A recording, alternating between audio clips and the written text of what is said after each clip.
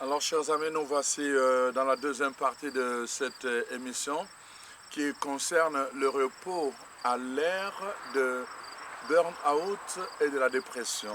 Nous voulons faire une réflexion chrétienne pour adopter la bonne attitude dans ce monde de vitesse.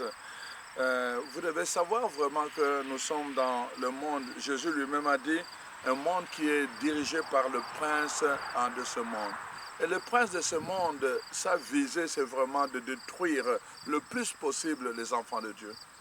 Donc, tout est mis en place dans l'organisation du monde. Je suis en train de parler de ce monde qui est sous l'égide du prince de ce monde. Dans son organisation, il met tout en place pour que, n'est-ce pas, même les enfants de Dieu soient touchés dans leur être profond, donc dans leur âme et au niveau de leur esprit. Voyez-vous, c'est pour cela que c'est important que nous puissions réfléchir, que nous puissions ouvrir les yeux pour ne pas vivre dans ce monde comme n'importe qui. Nous sommes citoyens de Dieu, même si nous sommes dans ce monde. Nous sommes enfants de Dieu, fils et filles de Dieu, même si nous vivons dans ce monde.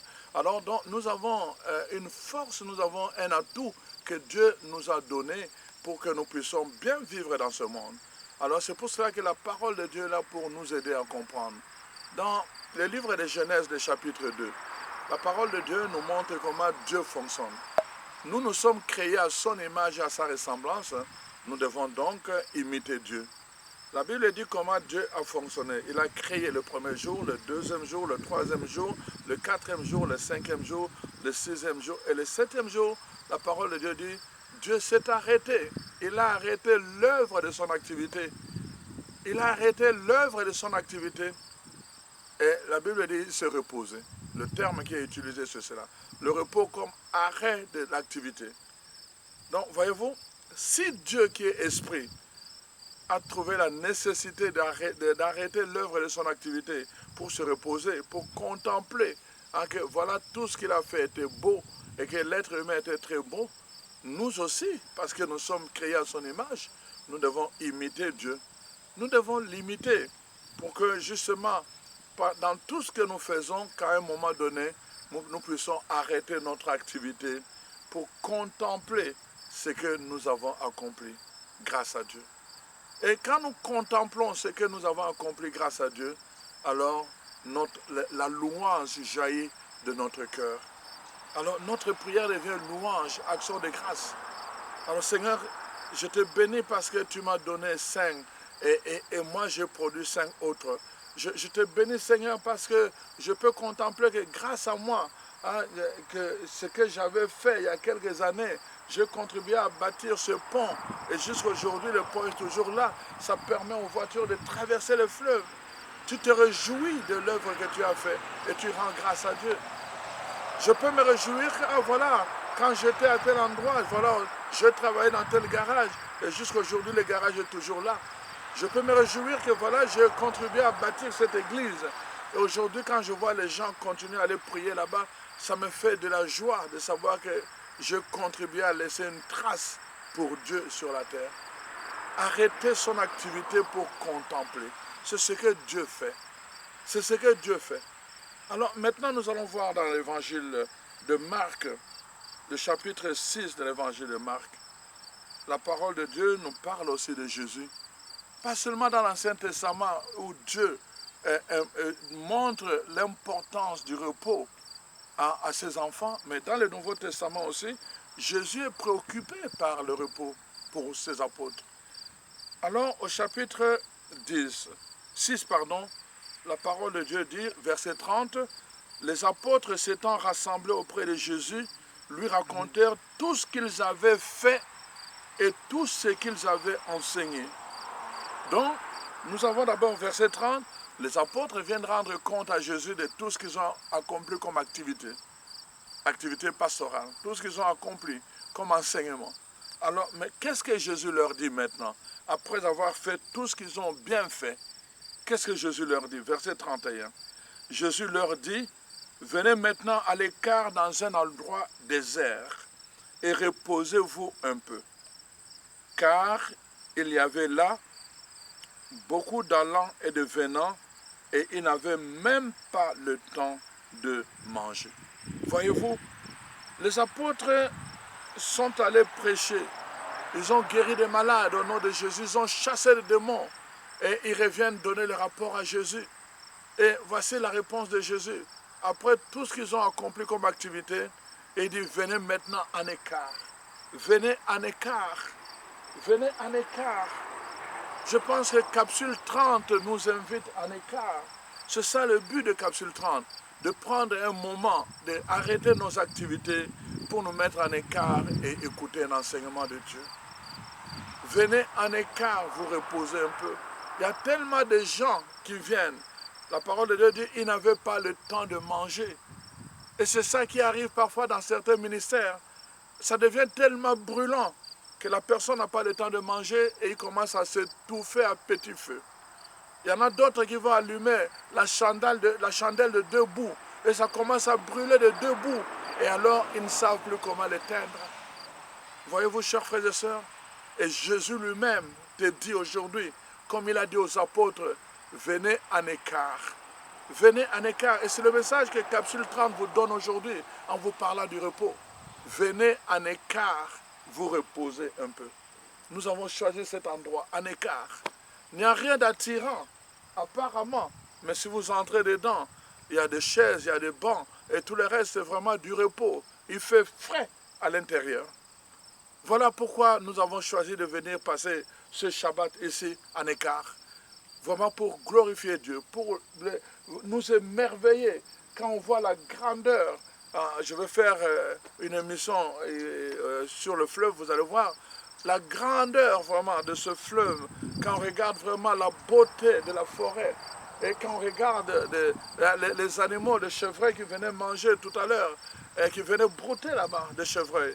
Quand on regarde tout cela, comment ne pas s'émerveiller de ce que Dieu a fait. C'est vraiment un temps de repos. Jésus nous dit, venez en écart, vous reposez un peu. Le repos pour les enfants de Dieu, c'est une nécessité. Dieu l'a compris dans l'Ancien Testament, il l'a imposé en donnant lui-même l'exemple. Jésus l'a compris dans le Nouveau Testament, il le conseille à ses apôtres en les invitant au repos. Voilà pourquoi, chers frères et sœurs, quand tu ne peux pas mener ta vie, même si en disant, oh non, je travaille pour le Seigneur, oh, je travaille pour le Seigneur, mais qui peut le faire à ma place? Pendant longtemps, chers frères et sœurs, je pensais comme ça. Je me disais, qui peut le faire à ma place? Je pensais que j'étais irremplaçable. Qui peut le faire à ma place? Et je ne comprenais pas que nous sommes des hommes, nous sommes des passages sur cette terre. Personne ne peut se sentir irremplaçable. Aujourd'hui, si je mourais, il y a d'autres, Dieu lui-même va susciter d'autres prédicateurs qui ne seront pas nécessairement comme moi, ils seront meilleurs que moi, parce qu'ils auront d'autres atouts. Voilà, c'est Dieu, dans sa magnificence et dans sa souveraineté, il nous établit pour un temps donné, et il y a fait vraiment des grands miracles, mais après, Dieu a suscité Élisée, qui a fait des miracles encore plus nombreux que ceux d'Élie. Et c'est ça Dieu, on n'est pas irremplaçable. On n'est pas irremplaçable. Quand j'ai compris cela dans ma vie, alors j'ai compris que je dois faire de façon excellente ce que j'ai à faire, mais je dois le faire dans les limites de mon temps. Ce que je n'ai pas réussi à terminer aujourd'hui, que ça reste là, je veux continuer demain. Ce que je n'ai pas réussi. Hier, je devais faire un enregistrement. Ça n'a pas réussi, les conditions n'étaient pas données. On l'a arrêté. On a continué à jaser avec le monde avec qui on était. On a célébré la vie. On ne l'a pas fait. Aujourd'hui, on profite de ce temps de Shabbat pour venir en écart. Le Seigneur nous invite en écart. Et comme je vous l'ai dit, chaque samedi, je prends le temps vraiment de louer Dieu, de m'émerveiller devant la création de Dieu, pour lui dire mon émerveillement, pour lui rendre grâce. Voilà pourquoi, chers frères et sœurs, nous devons écouter Dieu lui-même nous appelle à cela. Si nous nous entêtons et continuons à brûler notre chandelle de debout, alors ça ne sera plus le problème de Dieu. Nous allons commencer à courir derrière les hommes de Dieu, à dire, oh, vraiment, prie pour moi, je fais une dépression, prie pour moi, je suis dans le burn-out. Nous allons demander aux gens de faire de 9 et de 9 de prier pour nous, pour que tel frère puisse guérir. Mais parfois, il ne devra pas guérir parce qu'il devra récolter pour comprendre la gravité de sa décision. Parfois, il faut qu'il vive l'expérience qu'il est en train de vivre. Dieu n'est pas méchant. La parole de Dieu a été établie. Ce que l'homme aura sémé, il le récoltera. Voilà pourquoi ce que vous avez fait hier, il y a une miséricorde de Dieu pour vous. Mais à partir d'aujourd'hui que vous recevez ces messages, si vous négligez le repos dans votre vie, alors c'est un choix que vous faites. Vous sémez vous-même les troubles. Quand cela va arriver, Dieu ne peut rien, sauf s'il le veut de façon souveraine. Mais vous allez récolter exactement ce que vous aurez choisi de s'aimer après avoir écouté la parole de Dieu. Dieu est un Dieu d'ordre. Dieu n'est pas un Dieu de désordre. C'est pour cela que la parole de Dieu est là. La parole de Dieu nous est donnée pour que nous puissions marcher selon l'ordre de Dieu. Alors maintenant, je voulais comprendre avec vous, qu'est-ce que le repos dont parle la Bible? Alors voici, dans la Bible, évidemment, je vais vous donner les termes. Se reposer, c'est se mettre à l'écart, venez à l'écart pour un temps, pas pour toujours. Se mettre en écart pour un temps dans la tranquillité d'un lieu. Se rompre avec un rythme de vie, souvent trépitant. Donc on rompt avec un rythme. On a toujours l'habitude de faire ceci, faire ceci, faire ceci. À ce jour-là, on prend du temps pour soi, un temps avec Dieu. Dans la création, dans la nature. Alors on prend ce temps-là pour Dieu. Alors, il y a deux mots en hébreu. Le premier, Shabbat. Le deuxième, Noua ou Menoua. Alors donc, voici ce que ça signifie. Le premier, Shabbat, signifie cesser un travail, se reposer. On se repose lorsqu'on cesse une activité, lorsqu'on cesse un travail ayant entraîné une certaine fatigue. C'est ça, Shabbat. À partir du moment où tu cesses une activité pour aller te reposer, donc, alors, selon un rythme de vie souvent trépidant, alors on va parler de Shabbat. On recherche pendant ce temps le calme, la tranquillité du corps et de l'esprit, après un temps d'agitation physique ou un temps d'agitation intérieure. Comprenons-nous bien. Ici, Shabbat ne s'applique pas, par exemple, je suis en train n'est-ce pas, de faire le tondre le gazon, et puis après j'arrive là-bas, bon, je dis au revoir, et puis je viens pendant 5 minutes là, après je vais continuer. Non, c'est pas ça. Vraiment, c'est un temps où je mets fin à une activité. C'est-à-dire, j'ai terminé de faire le gazon jusqu'à la dimension que je devais faire. J'arrête la machine, je dépose la machine, et puis là, je dis, je vais aller passer toute l'après-midi au bord du fleuve, simplement pour reposer le corps et pour relaxer l'esprit. On va parler de Shabbat. Donc, mettre fin à une activité, pas de façon vraiment minimum, mais de façon temporaire.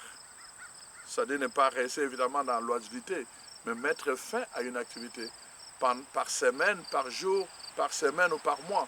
On peut prendre ça, et certaines personnes, c'est par année.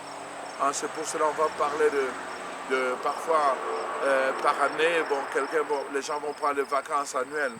D'autres encore, c'est tous les 25 ans.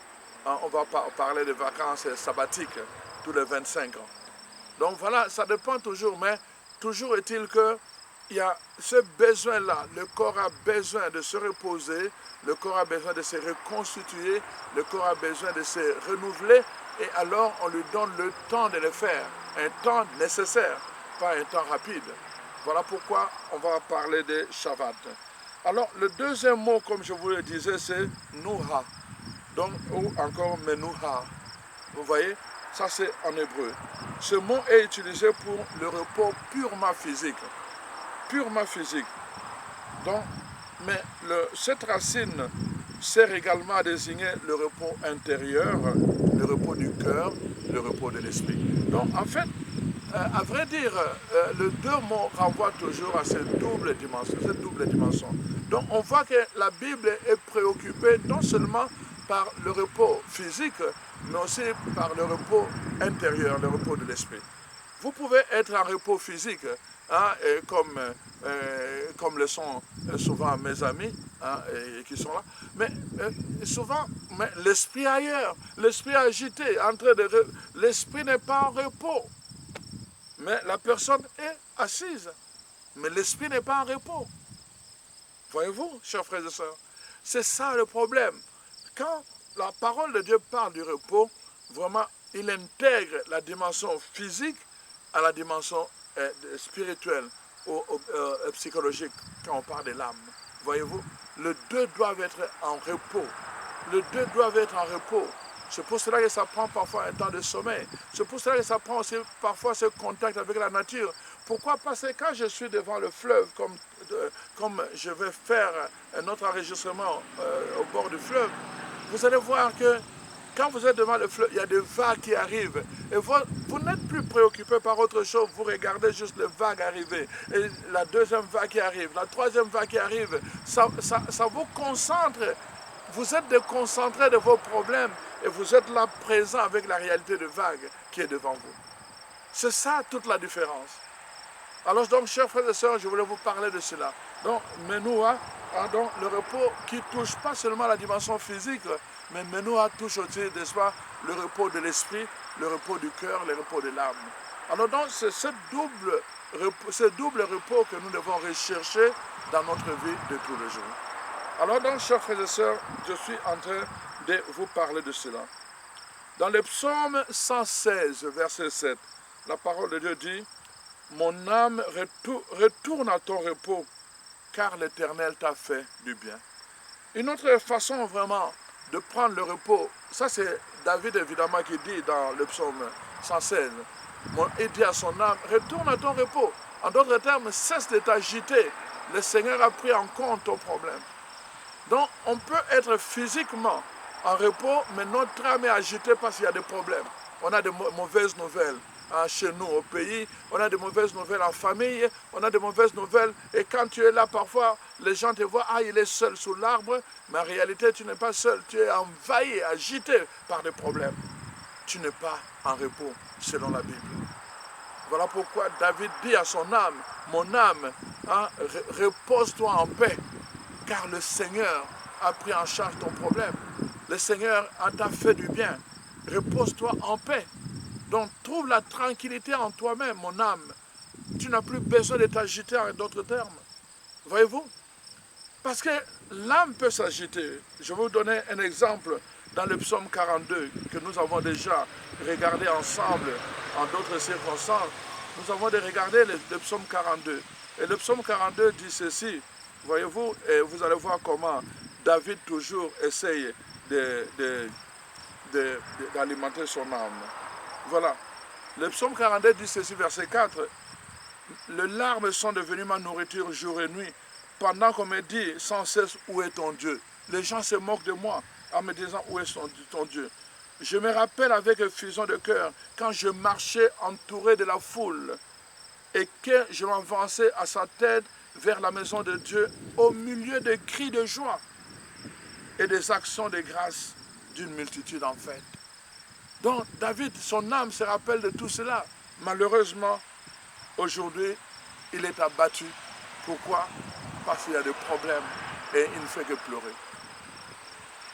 Les larmes sont devenues ma nourriture. Et j'avais dit, peut-être c'est le cas pour toi aussi. Tu as tellement de problèmes, ton esprit est tellement agité que les larmes sont devenues ta nourriture. Et voici comment David fait. D'abord, vous avez entendu comment David parle à son âme. Mon âme, n'est-ce pas, repose en paix, le Seigneur t'a fait du bien. Et dans le psaume 80 et 42, il va dire ceci, mon âme, pourquoi es-tu abattu? Pourquoi gémis-tu au-dedans de moi?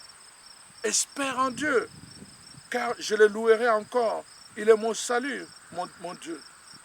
Donc, voilà. David va tout le temps rappeler à son âme Il dit, pourquoi tu es si abattu? Espère en Dieu. Espère en Dieu, je le louerai de nouveau. En d'autres termes, Dieu fera encore de grandes choses. Il fera encore des merveilles. Dieu fera encore des miracles. Hein? Donc, vraiment, c'est pour cela que nous chantons souvent dans notre vie de prière, dans nos groupes de prière, souvent, on va chanter pour essayer un peu d'encourager les gens qui désespèrent. On dit, Dieu va faire des miracles, Dieu va faire encore, Dieu va faire encore. Oui, Dieu va faire des miracles, il fera encore des miracles. Dieu fera encore des miracles. Mon âme, ne reste pas dans l'agitation, ne reste pas troublé, ne reste pas troublé. Tu es là à travailler jour et nuit sans prendre de repos parce que tu es troublé par des problèmes. Tu es préoccupé par ton avenir. Crois en Dieu. Notre Dieu, c'est un Dieu de miracles. Un Dieu qui va faire des miracles. Et cette parole doit venir apaiser ton esprit, ton âme, comme David le fait. Vous voyez la procédure? David parle à son âme. Quand l'âme est abattue, il faut lui parler. Quand l'âme est abattue, il faut lui rappeler les paroles de Dieu. Quand l'âme est abattue, il faut lui rappeler les promesses de Dieu. Mais tu ne peux pas le faire dans l'agitation. Tu ne peux pas le faire vraiment dans ta routine, là où tu es toujours. Parce que là, le problème va venir te rejoindre encore. Le problème va venir t'envahir encore. Tu as besoin d'aller en écart. Tu as besoin de te retirer un peu. C'est pour cela que vous voyez, pendant longtemps, il y avait des maisons de retraite. Pour permettre aux gens d'aller en écart. Aujourd'hui encore, nous avons beaucoup de maisons, n'est-ce pas, où les gens peuvent aller, on appelle ça le ressourcement spirituel. On peut aller pour aller vivre une expérience de libération, comme à Kakuna. On peut aussi aller pour vivre un moment de ressourcement spirituel, comme à l'Alliance, comme par-ci par-là, dans d'autres maisons, dans d'autres groupes, au Québec, en Ontario, par-ci par-là, et dans d'autres pays.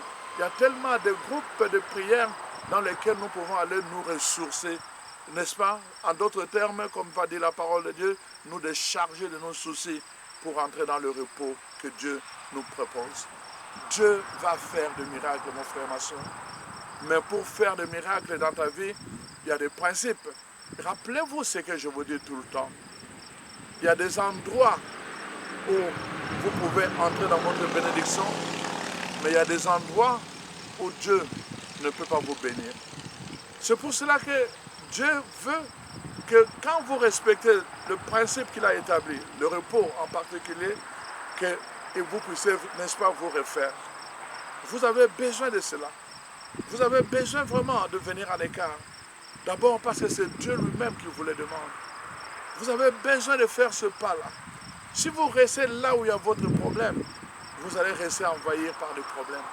Votre esprit ne sera pas en paix. Même si Dieu vous souhaite la paix, vous n'aurez pas la paix. Rappelez-vous, à chaque messe, nous disons comment je veux dire, je vous donne la paix, non pas à la manière du monde. Hein? Non pas, c'est parce que c'est Jésus qui avait dit ça. Non pas à la manière du monde. Dieu ne nous donne pas la paix à la manière du monde. La paix à la manière du monde, c'est fait par la guerre. On voit l'ONU, hein, il va intervenir. Parfois, c'est subjectif. Il y a des endroits qui ont besoin de son intervention, il n'intervient pas. Il y a des endroits où ils n'ont pas besoin de son intervention, il va intervenir selon les intérêts, selon aussi les intérêts des puissants. Ça, c'est la paix du monde. La paix du monde se fait par la puissance, mais la paix de Dieu ne se donne pas de la même façon parce que la paix de Dieu est profonde. Ça passe par la conviction, la paix de Dieu. La paix du monde passe par les armes, ne pas par la puissance, mais la paix de Dieu passe par la conviction. Tu dois être convaincu au-dedans de toi de ce besoin de repos. Tu dois être convaincu au-dedans de toi de ce besoin de paix. Tu dois être convaincu au-dedans de toi. Si tu n'es pas convaincu, Dieu a beau t'appeler au repos, mais tu n'auras pas le repos. Voilà pourquoi c'est important, chers frères et sœurs. Comme je l'ai dit dans la première partie de cette capsule, c'est toi qui dois décider. Mais si tu remets à plus tard, ça sera trop tard. C'est aujourd'hui que tu dois prendre la décision. Après avoir entendu cet enseignement, tu dois comprendre que Dieu, d'abord, a créé les choses de sorte que tu te reposes. Et tu dois comprendre aussi que Jésus lui-même t'invite en écart. en t'invitant en écart, n'est-ce pas, en écart de bruit, en écart de vacarme du monde, en écart de ce vacarme du monde, Dieu t'invite pour que tu viennes jouir de la paix, que tu viennes jouir du repos. Mais tu dois prendre la décision aujourd'hui en disant, moi, chaque semaine, je trouverai un jour où je prendrai du temps pour moi. Chaque semaine, je trouverai un jour où je prendrai du temps en couple. Chaque semaine, je trouverai un jour où je prendrai du temps, n'est-ce pas, pour nous. On va aller faire des choses que nous aimons. Nous allons faire des choses que nous aimons en couple. Nous allons faire des choses que nous aimons en famille. Nous allons faire des choses que nous aimons ou que j'aime moi. C'est donner cette permission-là. Ça fait partie de notre épanouissement. Ça fait partie aussi de notre croissance spirituelle. C'est pour cela que Dieu nous donne ce temps de repos, pour que nous puissions grandir dans la foi. Venez en écart. Venez en écart, c'est la parole que Dieu nous donne aujourd'hui. Dans l'évangile de Matthieu, le chapitre 11, alors la parole de Dieu est présentée différemment.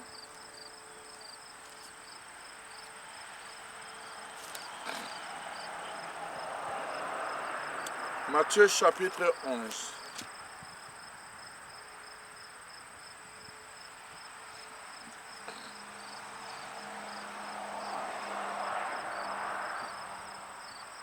Alors, le verset 28, la parole de Dieu dit ceci.